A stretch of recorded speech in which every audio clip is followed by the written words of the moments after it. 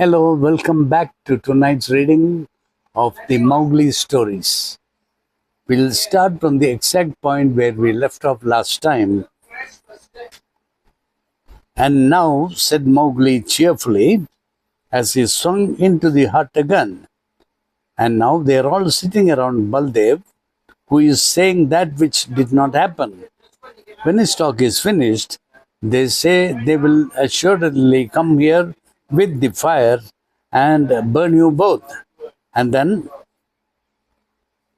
I have spoken to my man, said Mesua.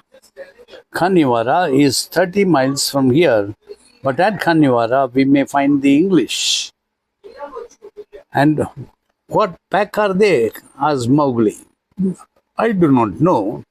They'll be white. They are white, and it is said that they govern all the land and do not suffer people to burn or beat each other without witnesses. If we can get there tonight, we live, otherwise we die. That was Mowgli. Live then. No man passes the gates tonight. But what does he do? Mesua's husband was on his hands and knees digging up the earth in one corner of the hut. It is his little money, said Mesua. We can take nothing else. Ah, yes, that stuff that passes from hand to hand and never grows warmer. Do they need it outside this place also? Said Mowgli. The man stared angrily. He's a fool and no devil, he muttered. With the money I can buy a house. We are too bruised to walk far, and the village will follow us in an hour. I say they will not follow until I choose. But a horse is well thought of, for Mesua is tired. Her husband stood up and knotted the last of the rupees into his waistcloth. Mowgli helped Mesua through the window, and the cool night air revived her. But the jungle in the starlight looked very dark and terrible. You know the trail to Kaniwara, Mowgli whispered. They nodded. Good. Remember now not to be afraid, and there is no need to go quickly. Only there may be some small singing in the jungle behind you and before. Think you we would have risked a night in the jungle through anything less than the fear of burning? It is better to be killed by beasts than by men, said Mesua's husband. But Mesua looked at Mowgli and smiled. I say, Mowgli went on, just as though he were Balu repeating an old jungle law for the 100th time to a foolish cub. I say that not a tooth in the jungle is bared against you. Not a foot in the jungle is lifted against you. Neither man nor beast shall stay you till you come within eyeshot at Kaniwara.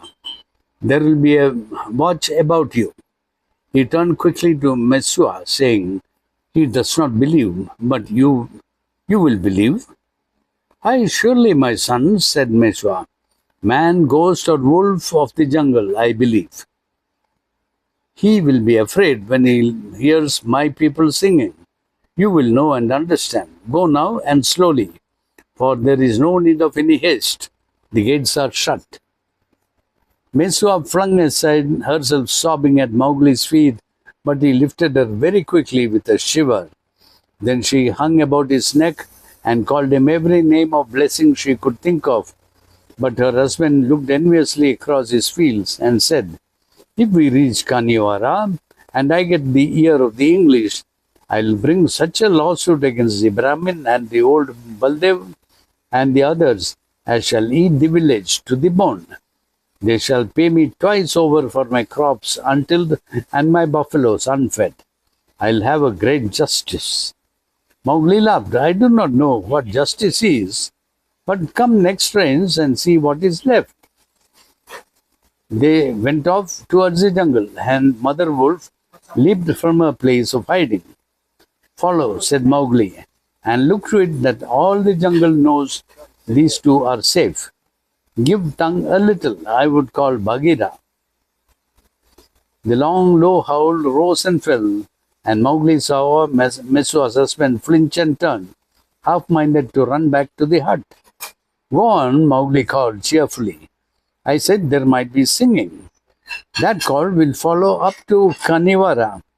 It is favor of the jungle. Messua urged her husband forward, and the darkness shut down on them. And Mother Wolf, as Bagheera rose up almost under Mowgli's feet, trembling with delight of the night that drives the jungle people wild. I am ashamed of your brethren, he said, purring. What? Did they not sing sweetly to Baldev? Said Mowgli. Too well, too well. They made me even forget my pride, and by the broken lock that freed me, I went singing through the jungle as though I were not only I were out wooing in the spring. Did you not hear? Oh, I had other things to do. Ask Baldev if he liked the song. And where are the four? I do not wish one of the man pack to leave the gates tonight. What need of the four then? Said Bagheera, shifting from foot to foot, his eyes ablaze and purring louder than ever. I can hold them, little brother. Is it killing at last? The singing and the sight of the men climbing up the trees have made me very ready. Who is man that we should care for him? The naked brown digger, the hairless and toothless, the eater of earth. I have followed him all day at noon in the white sunlight. I herded him as the wolves herd buck. I am Bagheera, Bagheera, Bagheera, and I dance with my shadows. So danced I with these men. Look, the great panther leaped as a kitten leaps at a dead leaf whirling overhead, struck left and right into the empty air that sang under the strokes, landed noiselessly and leaped again and again and again, while the half purr, half growl gathered head as steam rumbles in a boiler. I am Bagheera in the jungle, in the night, and my strength is with me. Who shall stay my stroke? Man cub, with one blow of my paw, I could beat your head flat as a dead frog in the summer. So that is Bagheera boasting about his strength. Page 140. Strike then, said Mowgli, in the dialect of the village, not the talk of the jungle. And the human birds brought Bagheera to a full stop, flung back on the haunches that quivered under him. His head just at the level of Mowgli's. Once more, Mowgli stared, as he had stared at the rebellious cubs, full into the beryl green eyes till the red glare behind their green went out like the light of a lighthouse shut off 20 miles across the sea, till the eyes dropped and the big head with them dropped lower and lower, and the red rasp of a tongue grated on Mowgli's instep. So Mowgli stares into Bagheera's eyes, and Bagheera submits. Brother, brother, brother, the boy whispered, stroking steadily and lightly from the neck along the heaving back. Be still, be still. It is the fault of the night and no fault of yours. It was the smell of the night, said Bagheera penitently. The air cries aloud for me, but how will you know about it? Of course, the air around an Indian village is full of all kinds of smells, and to any creature who does nearly all his thinking through his nose, smells are as maddening as music, and drugs are to the human beings. Mowgli gentled the panther for a few minutes longer, and he lay down like a cat before a fire, his paws tucked under his breast and his eyes half shut. Thou art the jungle and not of the jungle, he said at last, and I am only a black panther but I love you, little brother, said Bagheera. They are very long at their talk under the tree, Mowgli said, without noticing the last sentence. Baldev must have told many tales. They should come soon to drag the woman and her man out of the trap and put them into the fire. They will find the trap sprung. Ho ho! No, listen, said Bagheera. The fire fever is out of my blood now. Let them find me here. Let them find me here. Few would leave their houses after meeting me. It is not the first time I have been in a cage, and I do not think they will tie me with cords. Be wise then, said Mowgli, laughing, for he was beginning to feel as reckless as the panther who had glided into the hut. Ah, said Bagheera, this place is rank with man. But here is just such a bed as they gave me to lie upon in the king's cages at Udaipur. Now I lie down. Mowgli heard the springs of the cot crack under the great brute's weight. By the broken log that freed me, they will think they have caught a big game. Come and sit beside me, little brother. We will give them good hunting together. No, I have another thought in my mind, in my stomach. The man pack shall not know what share I have in this sport. Make your own hunt. I do not wish to be seen by them. Be it so, said Bagheera. Ah, now they come. The conference under the peepal tree had been growing noisier and noisier at the far end of the village. It broke in wild yells and a rush up the street of men and women, waving clubs and bamboos and sticks and knives. Baldev and the Brahmin were at the head of it, but the mobbers close at their heels and they cried, "The witch and the wizard! Let us see if hot coins will make them confess. Burn the hut over their heads. We will teach them to shelter wolf devils. No, we'll beat them first. Torches, more torches." Baldev hit the gun barrels. Here was some little difficulty with the catch of the door. It had been very firmly fastened, but the crowd tore it away bodily, and the light of the torches streamed into the room, where, stretched at full length on the bed, his paws crossed and lightly hung down over the end, black as the pit and terrible as a demon, was Bagheera. There was one half minute of desperate silence as the front ranks of the crowd clawed and tore their way back from the threshold. They saw one glance and they turned and went back quickly, went back from the threshold. And in that minute, Bagheera raised his head and yawned elaborately, carefully, and ostentatiously, as he would yawn when he wished to insult an equal. The fringed lips drew back and up. The red tongue curled. The lower jaw dropped and dropped till you could see halfway down his hot gullet. And the gigantic dog teeth stood clear to the pit of the gums till they rang together, upper and under, with the snick of steel-faced words shooting home round the edges of a safe. Next instant, the street was empty. Bagheera had leaped back through the window and stood at Mowgli's side, while a yelling, screaming torrent scrambled and tumbled one over another in their panic haste to get to their own huts. They got so scared, all of them ran away. "They will not stir till day comes," said Bagheera quietly. "And now?" So Bagheera says confidently that they will not come back because they have seen an apparition and they are scared and they have run away, panicked. The silence of the afternoon sleep seemed to have overtaken the village, but as they listened, they could hear the sound of heavy grain boxes being dragged over earthen floors and set down against the doors. Bagheera was quite right. The village would not stir till daylight. Mowgli sat still and thought, and his face grew darker and darker.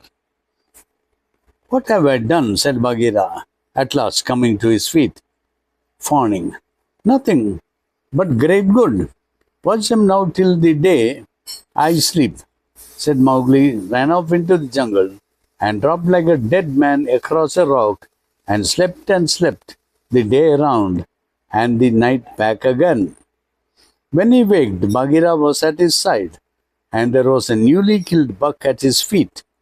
Bagheera watched curiously while Mowgli went to work with his skinning knife, ate and drank, and turned over with his chin in his hands. The man and the woman are come safe within eyeshot of Kaniwara, said Bagheera. Your lair mothers sent the word back by Chill, the kite. They found a horse before midnight of the night they were freed, and went very quickly. Is that not well? Oh, that is well, said Mowgli. So Mesua and her husband have found a horse shortly after they left the hut, and they reached Kaniwara without too much trouble. And your man pack in the village did not stir till the sun was high in the morning. Then they ate their food and ran back quickly to their homes. Did they by any chance see you? It may have been I was rolling in the dust before the gate at dawn, and I may have made some small song to myself. Now, little brother, there is nothing more to do. Come hunting with me and Balu. He has new hives and he wishes to show, and we all desire you back again as of old. Take off that look which makes even me afraid. The man and woman will not be put into the fire, and all goes well in the jungle. Is it not true? Let us forget the man pack. So they are comforting each other that the village is so afraid that they'll not come out. The Mesua and her husband are safe in Kaniwara, and the jungle is safe. They shall be forgotten in a little while. Where does Hathi feed tonight? Where he chooses. Who can answer for the silent one? But why? What is there Hathi can do which we cannot? Bid him and his 3 sons come here to me, said Mowgli. But indeed and truly, little brother, it is not seemly to say come and go to Hathi. Remember, he is the master of the jungle, and before the man pack changed the look on your face, he taught you the master words of the jungle. That is all one. I have a master word for him now. Bid him to come to Mowgli the frog, and if he does not hear at first, bid him to come because of the sack of the fields of Bharatpur. The sack of the fields of Bharatpur, Bagheera repeated. Two or three times to make sure. I go, Hathi can but be angry at the worst, and I would give a moon's hunting to hear a master word that compels the silent one. He went away, leaving Mowgli stabbing furiously with his skinning knife into the earth. Mowgli had never seen human blood in his life before, till he had seen, and what meant much more to him, smelled Mesua's blood on the thongs that bound her. And Mesua had been kind to him, and so far as he knew anything about love, he loved Mesua as completely as he hated the rest of mankind. But deeply as he loathed them, their talk, their cruelty, and their cowardice, not for anything the jungle had to offer could he bring himself to take a human life and have that terrible scent of blood back again in his nostrils. His plan was simpler, but much more thorough, and he laughed to himself when he thought that it is one of old Baldev's tales told under the peepal tree in the evening that had put the idea into his head. It was a master word, Bagheera whispered in his ear. They were feeding by the river and they obeyed as though they were bullocks. Look, here they come. Hathi and his 3 sons had arrived in their usual way without a sound. The mud of the river was still fresh on their flanks, and Hathi was thoughtfully chewing the green stem of a young plantain tree that he had gouged up with his tusks. But every line in his vast body showed to Bagheera, who could see things when he came across them, that it was not the master of the jungle speaking to a man cub, but one who was afraid, coming before one who was not. His 3 sons rolled side by side behind their father. Mowgli hardly lifted his head as Hathi gave him good hunting.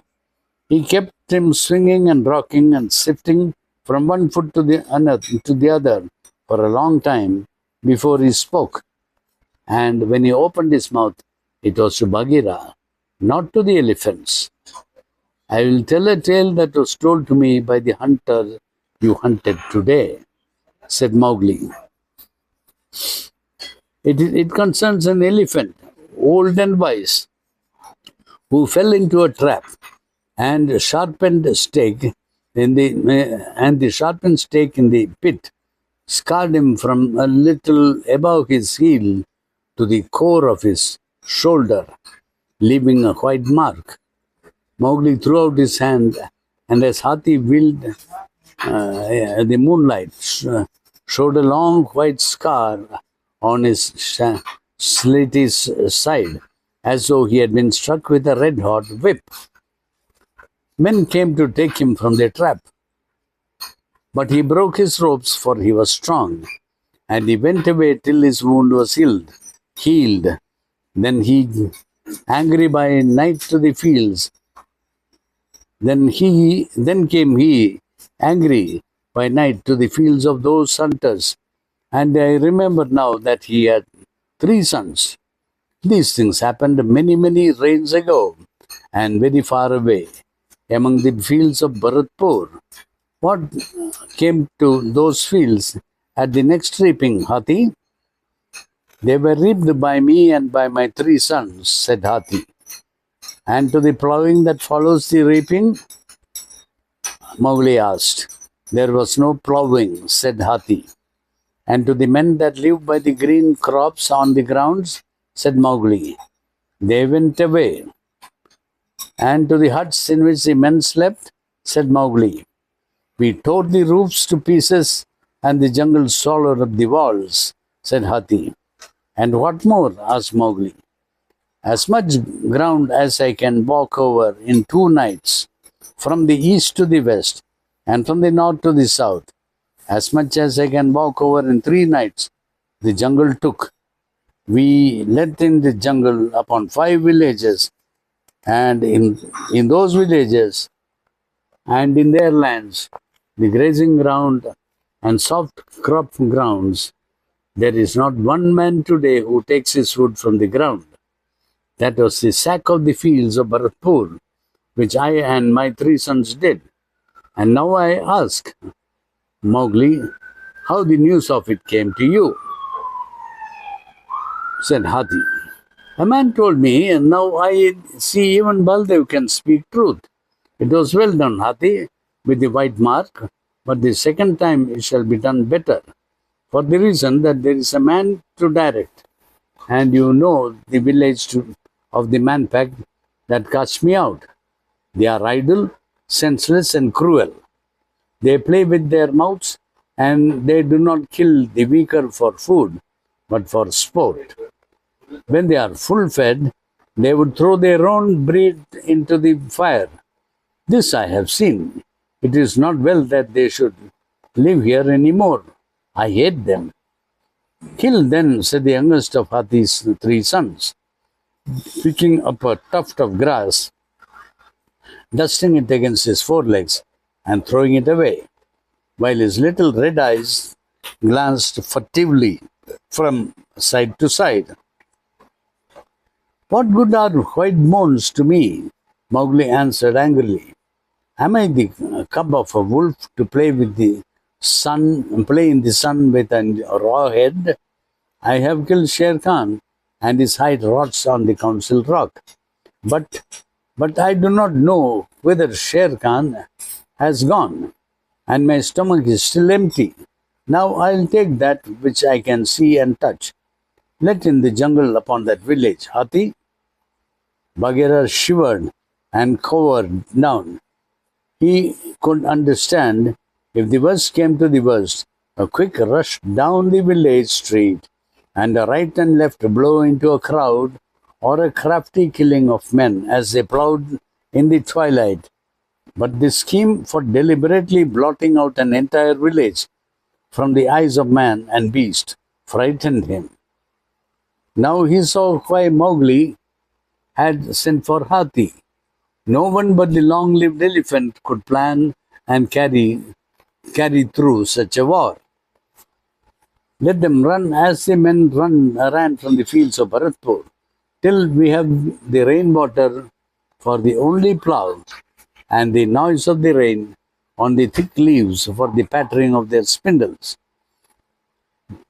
Till Bagheera and I lair in the house of the Brahmin, and the buck drink at the tank behind the temple. Let in the jungle, Hathi. But we have no quarrel with them, and it needs the red rage of great pain before we tear down the places where men sleep, said Hathi doubtfully. Are we the only eaters of grass in the jungle?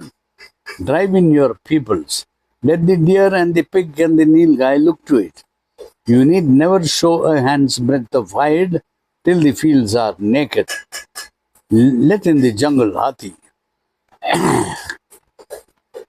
There will be no killing. There will be no killing?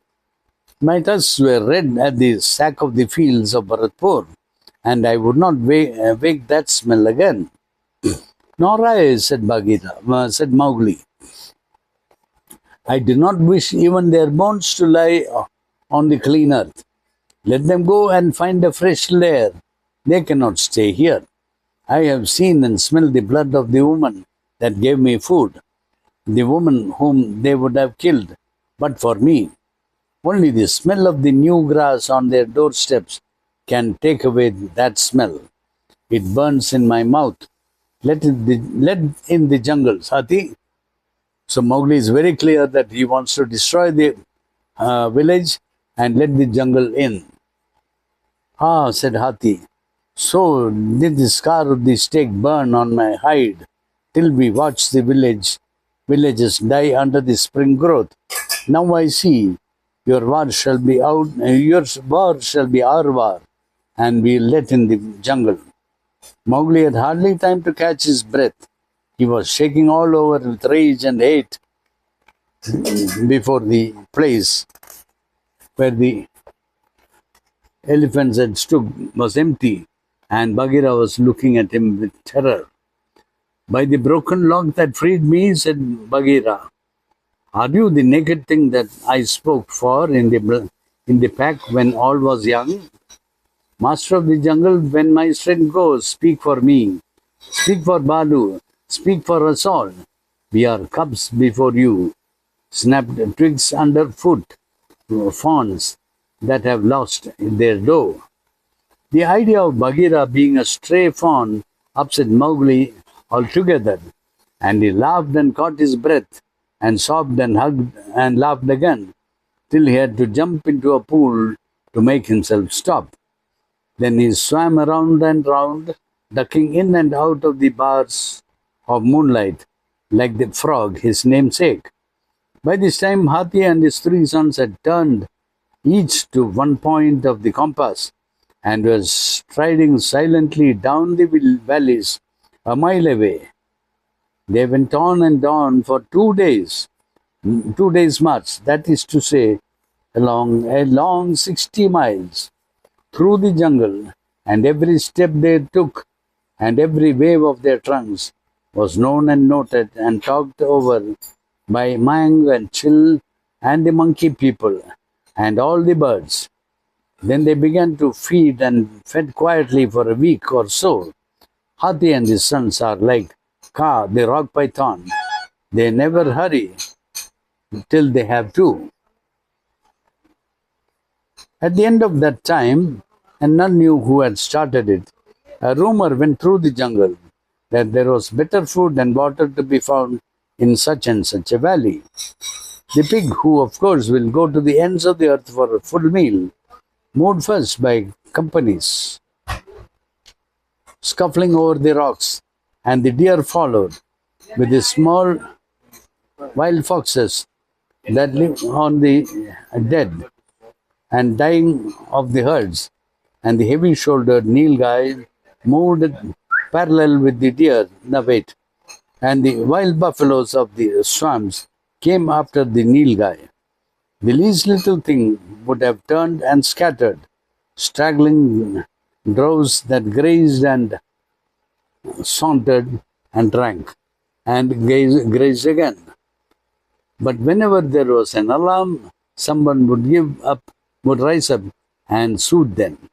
So the entire jungle, the animals moved and swallowing up the lands of the village. We are at page 149 top. So there we stop. Thank you. That was a nice, interesting story. I hope you liked it.